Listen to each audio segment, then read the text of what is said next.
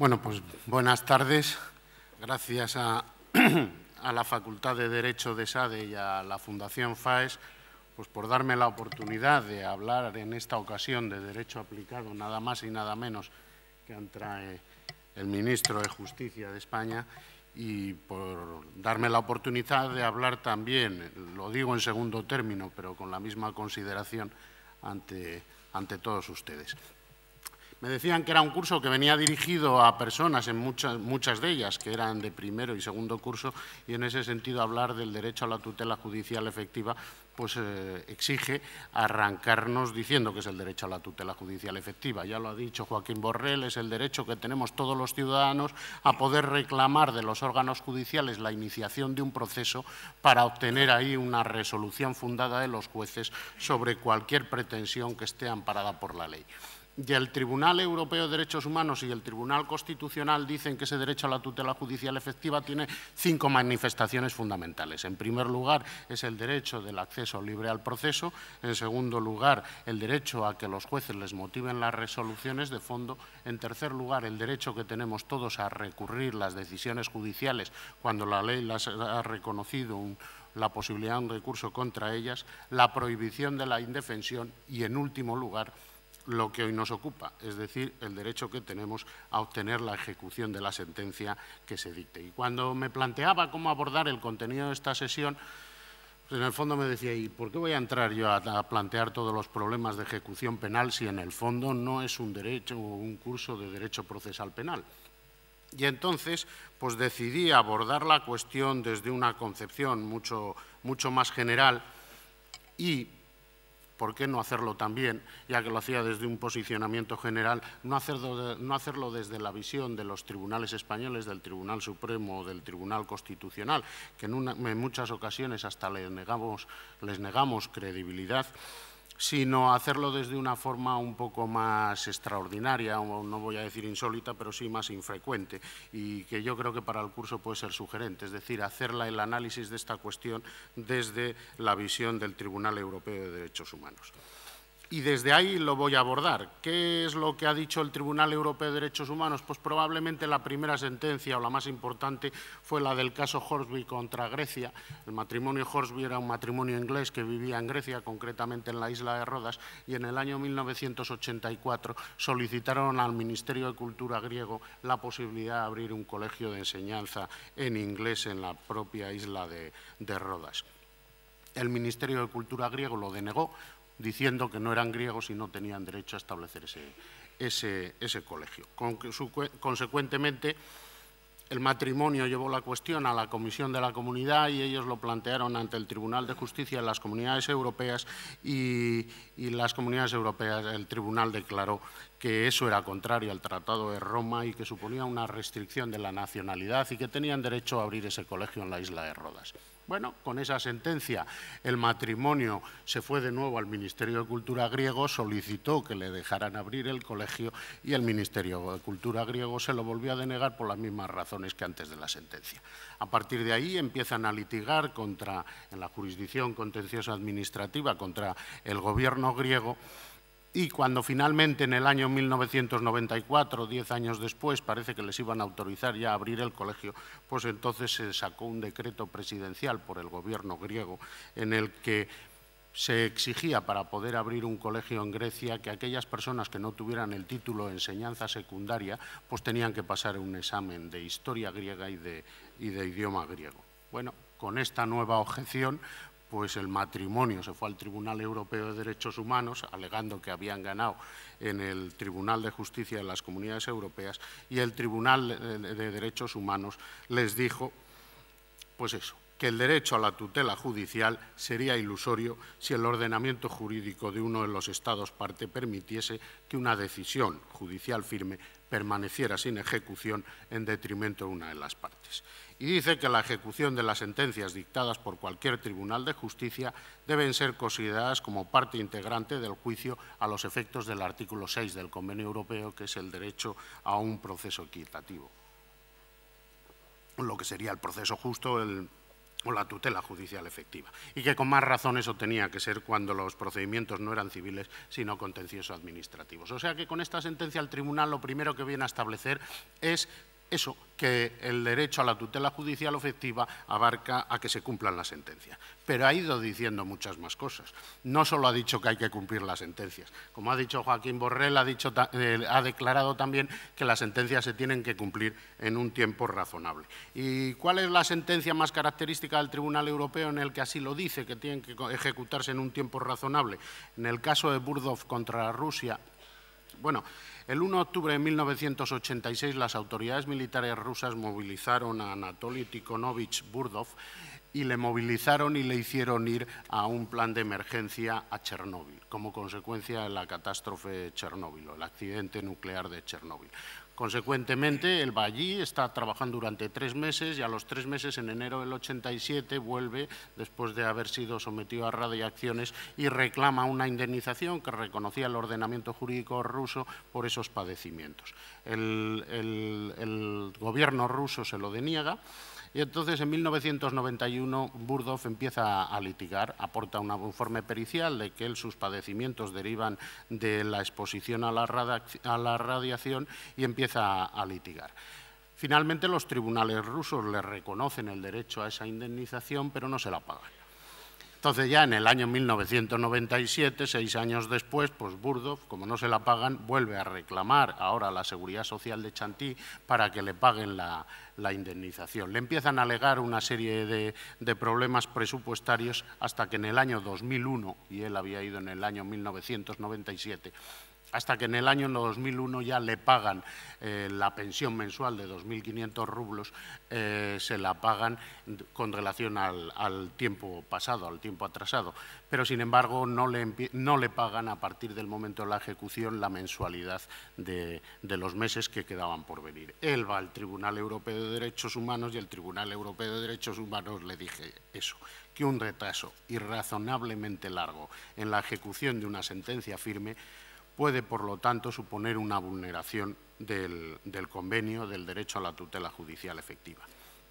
¿Y qué más ha dicho, además de que hay que ejecutar la sentencia y en un plazo razonable? Pues ha dicho cómo tenemos que calibrar si el plazo es razonable. Y en este caso, en el caso de Reiland contra Rusia, el Tribunal Europeo de Derechos Humanos dijo que para ver si es razonable el tiempo de cumplimiento de la sentencia, habrá que estar a las circunstancias del caso, que habrá que tener en cuenta, en primer lugar, la complejidad de los procesos de ejecución en cada Estado, habrá que tener en cuenta también cuál ha sido el comportamiento de la parte demandante en ese tiempo, cuál ha sido el comportamiento de las autoridades y cuál es la cuantía y la naturaleza del importe que había que pagar. Y que en función de todo eso se evaluará si el plazo de cumplimiento es o no razonable.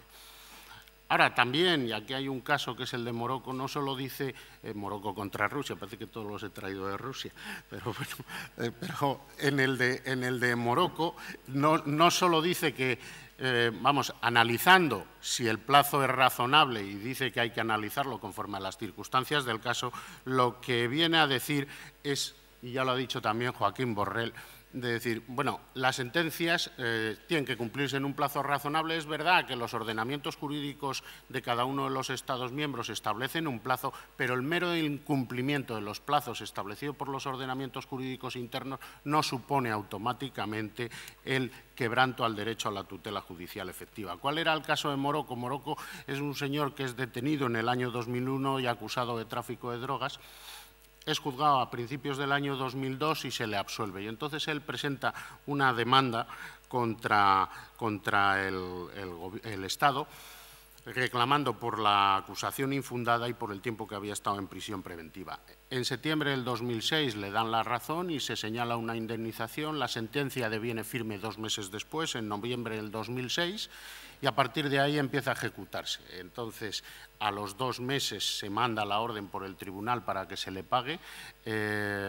Se devuelve por el agente judicial de los servicios de ejecución diciendo que a él no le toca, que lo tienen que enviar a la Hacienda Pública. Entonces se envía a la Hacienda Pública y 2 meses más tarde el Morocco presenta los papeles de reclamación y 4 meses después de la presentación de esos papeles, es decir, un proceso total de ejecución de 9 meses, se le paga la indemnización. Pero aun con todo, Morocco va al Tribunal Europeo de Derechos Humanos diciendo que se han incumplido los plazos legales, que ha estado 9 meses para cobrar y que pide una indemnización complementaria, la cual el Tribunal Europeo de Derechos Humanos le dice que no, que aunque se hayan incumplido los plazos legales, en el fondo la ejecución se ha llevado a término con una cierta diligencia. Ya ha dicho más el Tribunal Europeo de Derechos Humanos. Hay el caso de Metaxas contra Grecia. Este era un juez. Metaxas es un juez jubilado que vive... un juez jubilado que vive en Atenas y que en el año 1998 reevalúan su pensión y le fijan la pensión en 600 y pico mil dracmas, 1.700 euros aproximadamente. Considera que está mal evaluada la pensión y entonces recurre al Tribunal de Cuentas. El Tribunal de Cuentas revoca la decisión y le fija la pensión en 800.000 dracmas, unos 2.500 euros. Pero, pese a ello, el Estado no paga. Entonces, como el Estado no paga, él interpone una demanda contra el Estado pidiendo la ejecución y finalmente, después de pedir… En la demanda él pide la cantidad que se le debía más los intereses legales y las costas por no haber pagado el Estado. Entonces, el abogado del Estado de allí lo impugna y el tribunal termina diciendo que tiene derecho a la indemnización, obviamente, pero que los daños y perjuicios y las costas no tiene por qué pagarlas el Estado, porque al fin y al cabo todo el procedimiento se ha retrasado porque él tardó en demandar la ejecución, en presentar la demanda expresa de ejecución.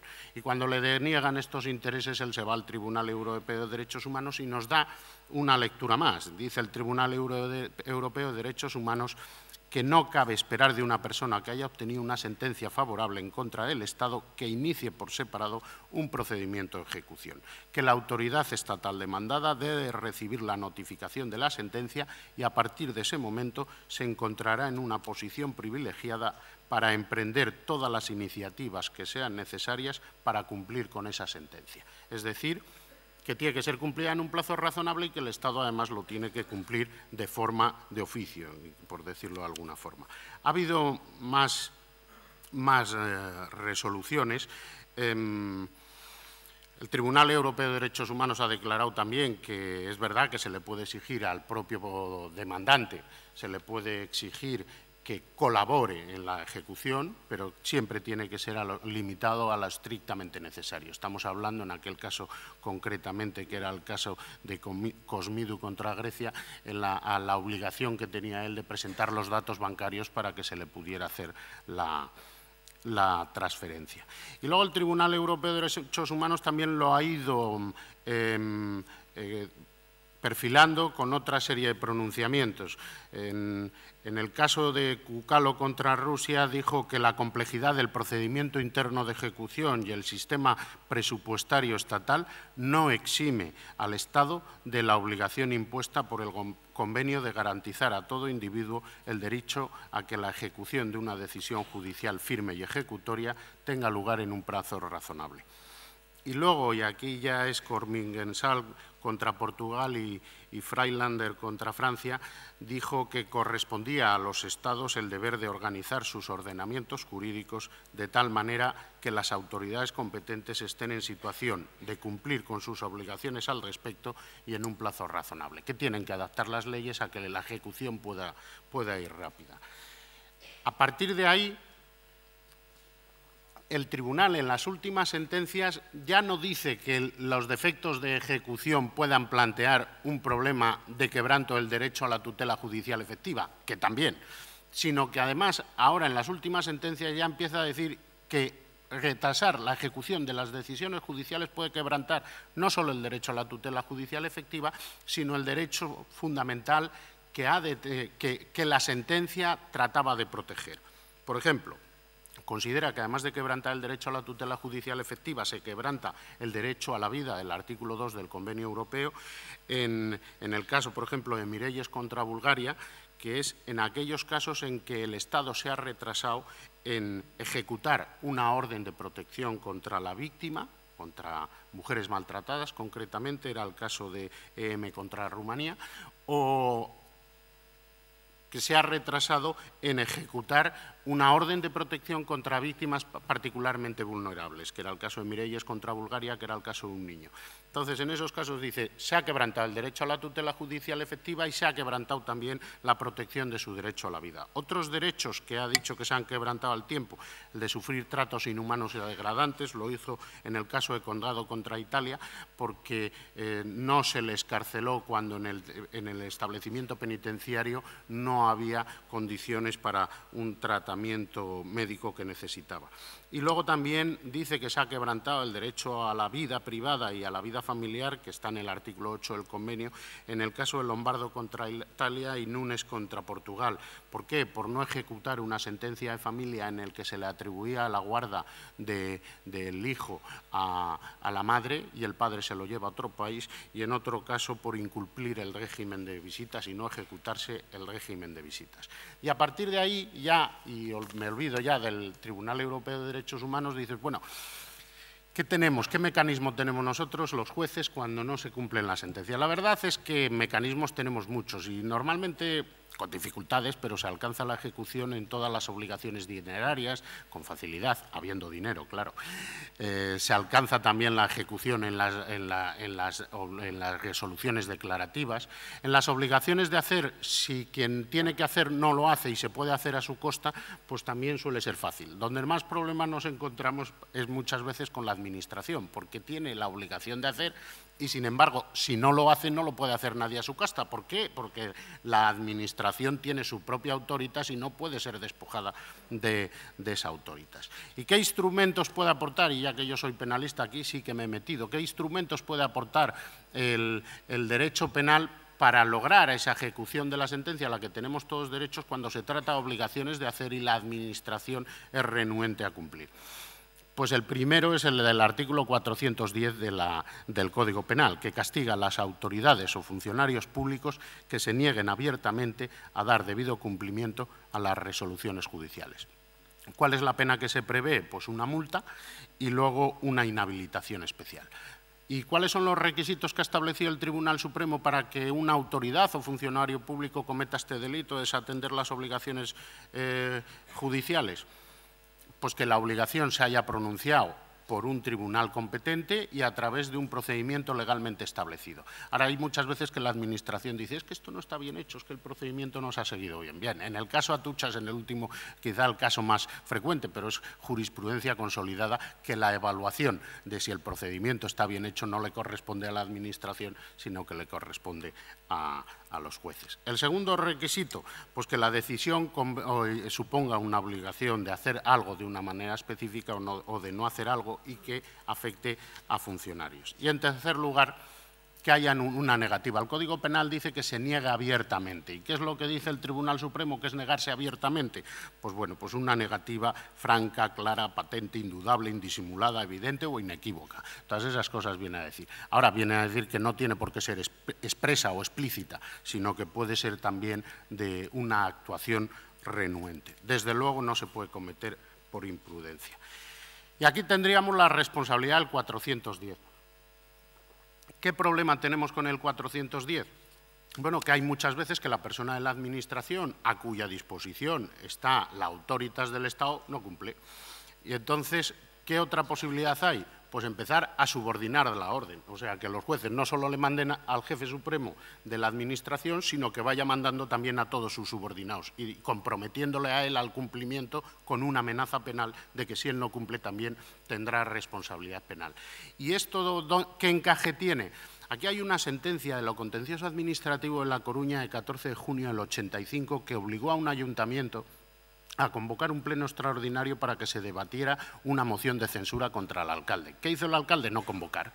No convocar, no convocar, no convocar, y al final el tribunal dictó un auto convocando ellos la sesión extraordinaria y ordenándole al secretario judicial que hiciera todo lo preciso para que se llevara a término y que si el alcalde no iba a presidir la sesión extraordinaria, el propio secretario judicial hiciera lo propio. El alcalde recurre al Tribunal Supremo diciendo que no puede hacer esto el tribunal, que un tribunal no puede convocar una sesión extraordinaria y que desde luego un secretario judicial no puede salvar los obstáculos de sus propias órdenes.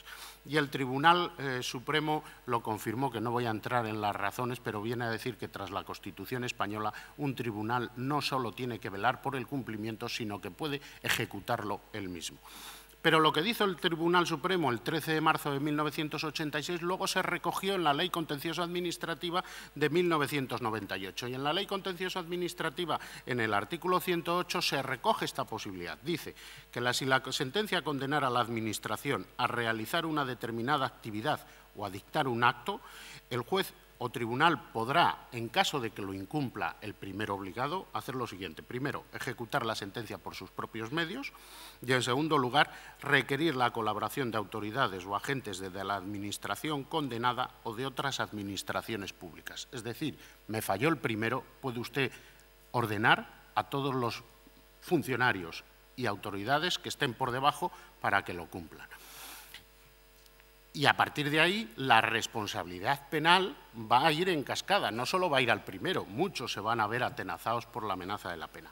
La cuestión que yo me planteaba aquí es decir, bueno, ¿y cabe esa obligación a particulares? Y me dirán, ¿para qué vamos a obligar a un particular si estamos hablando de ejercicios de autoritas administrativo?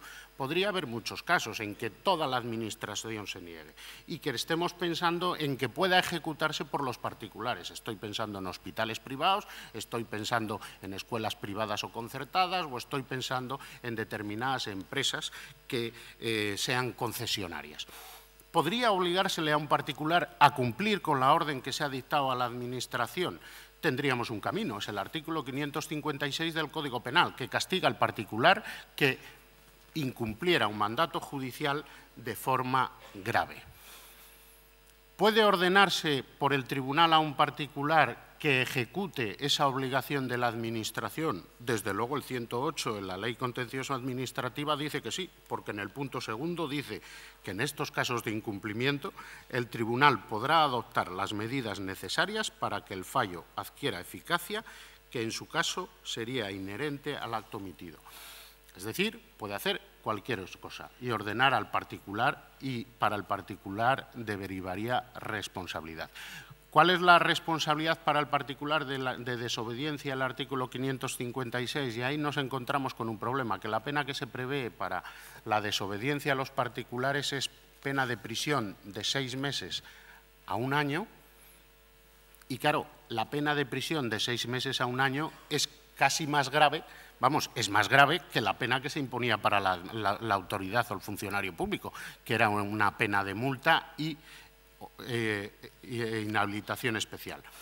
Ahora, y ahí sí que es verdad que me voy a meter, ministro, no meter, quiero decir, me voy a introducir en el análisis del proyecto del Código Penal. El proyecto del Código Penal modifica o propone modificar este artículo 556 y en este planteamiento, que habrá otros, pero en este planteamiento lo hace de forma positiva, porque para el artículo 556 primero modifica la pena ya no de 6 meses a 1 año, sino de 3 meses a 1 año. Bueno, en el desequilibrio de la pena que se prevé para el funcionario y la que se prevé para el particular, bueno, se sigue produciendo el desequilibrio, pero arrancamos desde más abajo. Ahora ya la pena es de 3 meses. Pero sobre todo el proyecto prevé para el particular no solo la pena de prisión, sino que introduce como novedad y como pena alternativa la pena de multa. Y entonces ahora ya los tribunales podrían condenar a un particular con pena de multa, no solo con pena privativa de libertad, sino recurrir a la multa, que siempre es una pena mucho más homogénea que la que está contemplada para la propia Administración. ¿Y qué es lo que yo creo a la vista de todo lo que hemos hablado? Yo creo que el artículo 556, que está ahora mismo en debate en las cámaras, porque de este sí que se propone una enmienda, pues quizá en la fase de enmiendas se podría considerar la posibilidad de que se establezca un subtipo agravado, es decir, no es lo mismo la antijuricidad de incumplir el mandato judicial por parte de aquella persona que tiene atribuido el servicio público que debería acatar la orden que por aquellos a los que les llamemos al cumplimiento de forma subordinada, bien sean funcionarios o bien particulares. La antijuricidad es mayor en que tiene encomendada la responsabilidad legal de la función y probablemente se podría considerar la posibilidad de un subtipo agravado. Y luego podríamos considerar también la posibilidad de subtipos agravados en todos aquellos casos, y ya cierro con esto, que como el Tribunal Europeo de Derechos Humanos dice, no solo se quebranta el derecho a la tutela judicial efectiva, sino que al tiempo con el incumplimiento se está quebrantando algún derecho fundamental de particular protección, como es el caso del derecho a la vida o el caso de la integridad física a los que antes he hecho referencia, o el derecho a la convivencia en la familia. En ese sentido, ese es el contenido de mi aportación, y aquí dejo todas las cuestiones para el posible debate que pueda haber.